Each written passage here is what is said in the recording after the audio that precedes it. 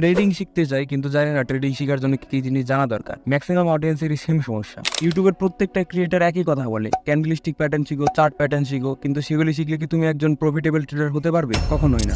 একজন professional tedder এই 9টি জিনিস সবসময় ফলো করে। এর মধ্যে যদি তুমি 8 নম্বরটা ভালোভাবে শিখে যাও তাহলে তুমি একজন প্রফেশনাল ট্রেডার হতে পারো। সো ভিডিওটা শেষ পর্যন্ত অবশ্যই দেখো। ট্রেডিং শেখার দুটি পদ্ধতি আছে। First, data trading. মার্কেটে প্রত্যেক সেকেন্ডে যা যা ঘটছে সবকিছুই লাইভ ডেটার মাধ্যমে পাবলিশ করা হয়। এই ডেটা দেখে আমরা বলতে পারি মার্কেট এখন উপরে যাবে না নিচে, ফলে আমরা বেশি কনফার্মেশনের সাথে ট্রেড নিতে পারি। ডেটা ট্রেডিং করতে গেলে আমাদের 4টা জিনিস শিখতে হয়। প্রত্যেকটা দেশের যেমন একটা করে মার্কেট আছে, তেমনি পুরো বিশ্বের একটা মার্কেট আছে, যেটা বলে গ্লোবাল মার্কেট। গ্লোবাল মার্কেট অনেক বড় একটা প্রভাব ফেলে স্টক মার্কেটের ওপর। গ্লোবাল মার্কেট যদি পজিটিভ থাকে তাহলে অনেক চান্স থাকে স্টক মার্কেটও পজিটিভ থাকা, তেমনি গ্লোবাল মার্কেট নেগেটিভ থাকলে স্টক মার্কেটও নেগেটিভ থাকার সম্ভাবনা থাকে। এফআইআই এবং ডিআই মার্কেটে অনেক বড় বড় কোয়ান্টিটিতে টাকা ইনভেস্ট করে। এফআইআই ডিআই যদি কোনো স্টকে টাকা ইনভেস্ট করতে ইন্টারেস্টেড থাকে তাহলে অনেক বেশি চান্স থাকে সেই শেয়ারের প্রাইস উপরে যাওয়ার। এফআইআই ডিআই সম্পর্কে না জেনে থাকলে আই বাটনের ভিডিওটা দেখতে পারো। টিসিআর এর ফুল ফর্ম হলো put call ratio. Total put quantity divided by total call quantity equal to PCR. অর্থাৎ মার্কেটে কত পরিমাণে পুট বাই হচ্ছে এবং কত পরিমাণে কল বাই হচ্ছে তারই একটা রেশিও। এই রেশিওর মাধ্যমে জানা যায় মার্কেট কখন তার ট্রেন্ড চেঞ্জ করবে। পিসিআর 0.75 থাকলে মার্কেট এখন বুলিশ, অর্থাৎ মার্কেট উপরে যাচ্ছে।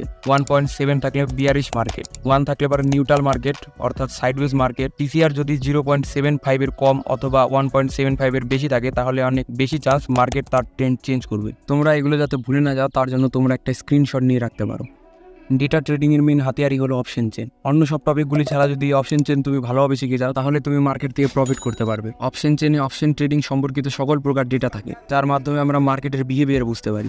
এবার আসি পার্ট 2-তে, প্রাইস অ্যাকশন। শেয়ার মার্কেটে একটা কথা প্রচলিত আছে, হিস্ট্রি রিপিট ইটসেলফ, অর্থাৎ কোনো কিছু যেটা আগেও ঘটেছে সেটা আবারও ঘটতে পারে। মার্কেটে বারবার কিছু জিনিস রিপিট হতে থাকে, সেগুলি দেখে আমরা বুঝতে পারি ভবিষ্যতে প্রাইস উপরে যাবে না নিচে। বেসিক্যালি প্রাইস অ্যাকশনে প্রাইসের মুভমেন্টের উপর বেস করে আমরা ট্রেডিং করি। প্রাইস অ্যাকশনের ভিতরে আবার 4টি বিষয় পড়ে।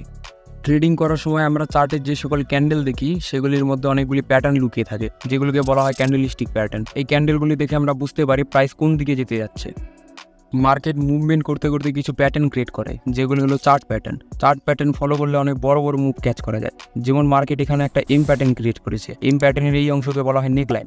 নেকলাইনটা ব্রেক হওয়ার পর মার্কেট বড় একটা মুভ দিয়েছে। তুমি যদি এখানে এন্ট্রি করতে তাহলে তুমি একটা বড় প্রফিট নিতে পারো। এমনই অনেকগুলি প্যাটার্ন আছে যেগুলো মার্কেটে সবসময় ক্রিয়েট হতে থাকে। চার্টে কিছু কিছু জায়গা থাকে যেখান থেকে প্রাইস বারবার বাউন্স হয়। এই জায়গাগুলিকে বলা হয় সাপোর্ট অ্যান্ড রেজিস্ট্যান্স। প্রাইস উপরে কোনো জায়গা থেকে বাউন্স খেলে সেটা হলো রেজিস্ট্যান্স, এবং নিচের কোনো জায়গা থেকে যদি বাউন্স খায় সেটা হলো সাপোর্ট। সাপোর্ট আর রেজিস্ট্যান্স তখনই ভ্যালিডেট হয় যখন প্রাইস সেই জায়গা থেকে 2 থেকে 3 বার বাউন্স করে।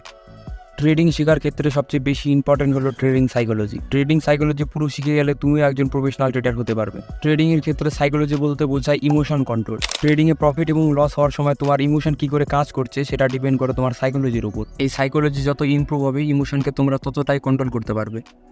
শেয়ার মার্কেটে সবসময় নিজের রিস্ককে ম্যানেজ করে চলতে হয়। নিজের রিস্ক ম্যানেজ করে না চললে মার্কেট কিছুদিনের মধ্যে তোমার সব টাকা খেয়ে নেবে। But what is risk management? তুমি তোমার ট্রেডিং ক্যাপিটালের উপর কত রিস্ক নিতে পারো, অর্থাৎ যে পরিমাণ টাকা লস হয়ে গেলে তোমার কোনো প্রবলেম হবে না।